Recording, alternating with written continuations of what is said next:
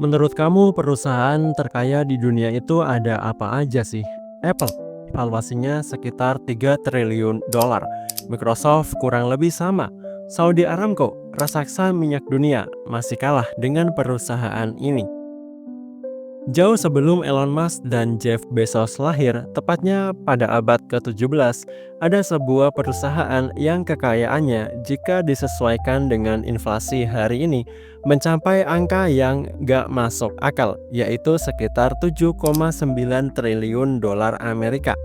Jumlah ini setara dengan gabungan 20 perusahaan terbesar di dunia saat ini. Nama perusahaan itu adalah VOC. Ini bukan sekedar cerita sejarah tentang penjajahan yang ada di buku-buku sekolah kita. Ini adalah cerita tentang inovasi ekonomi terbesar dalam sejarah manusia. Ini adalah kisah tentang bagaimana hukum korporasi dan IPO pertama di dunia lahir, bagaimana keserakahan dilegalkan oleh kertas saham, dan bagaimana sebuah perusahaan bisa lebih berkuasa daripada negara.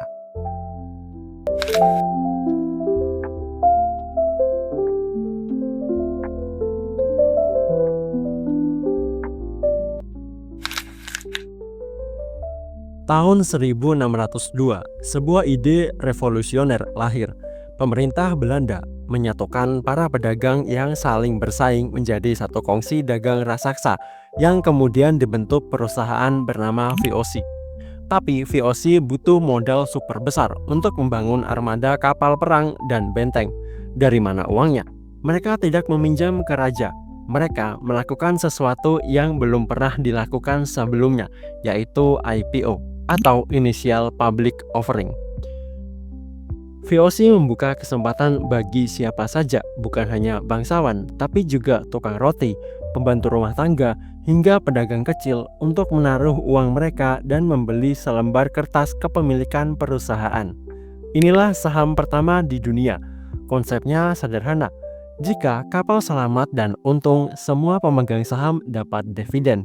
Dan jika sebaliknya kapal tenggelam, kerugian dibagi rata ke ribuan orang, sehingga tidak ada satu orang pun yang bangkrut total. Ini adalah momen jenius dalam sejarah ekonomi. Bursa Efek Amsterdam menjadi pasar saham pertama di dunia. Uang mengalir deras. VOC tiba-tiba punya modal tak terbatas untuk membiayai ambisi gilanya. Meski apa yang dilakukan VOC ini adalah terobosan ekonomi luar biasa, namun ada sisi gelap dari hukum korporasi VOC.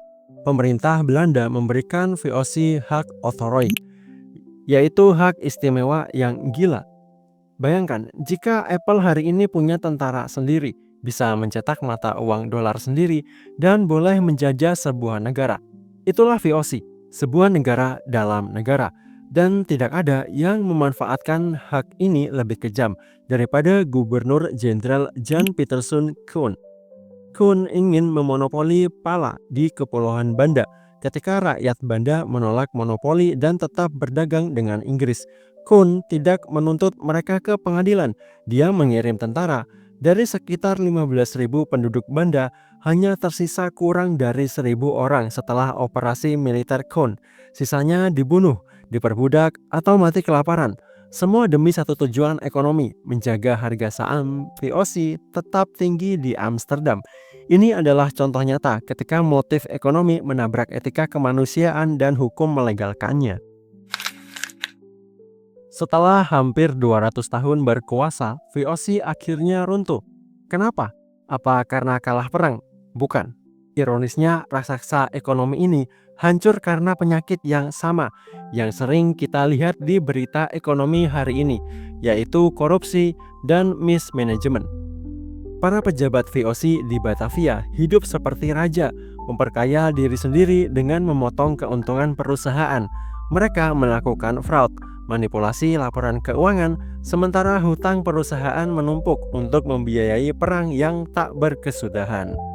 Di Belanda, orang-orang mempelesetkan singkatan VOC menjadi Virgan onder Corruptie, hancur karena korupsi. Pada 31 Desember 1799, di tengah pergantian abad, Perusahaan terkaya dalam sejarah manusia itu resmi dinyatakan bangkrut. Asetnya disita, hutangnya diambil alih pemerintah Belanda. VOC sudah mati, tapi sistem yang mereka ciptakan masih hidup dan menggerakkan dunia kita hari ini. Pasar saham yang kamu lihat di New York, London, atau Jakarta, konsep Limited Liability Company atau PT yang memisahkan harta pribadi dan perusahaan, semuanya berakar dari eksperimen ekonomi di abad ke-17 itu. Sejarah VOC mengajarkan kita dua hal, bahwa inovasi keuangan bisa menciptakan kemakmuran luar biasa. Tapi tanpa kontrol etika dan hukum yang adil, ia bisa berubah menjadi monster yang mematikan. Menurut kamu, apakah ada perusahaan masa kini yang kekuasaannya sudah mulai mirip dengan VOC? Tulis pendapat kamu di kolom komentar ya.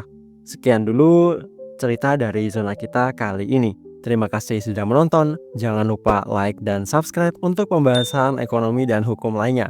Sampai jumpa di video selanjutnya.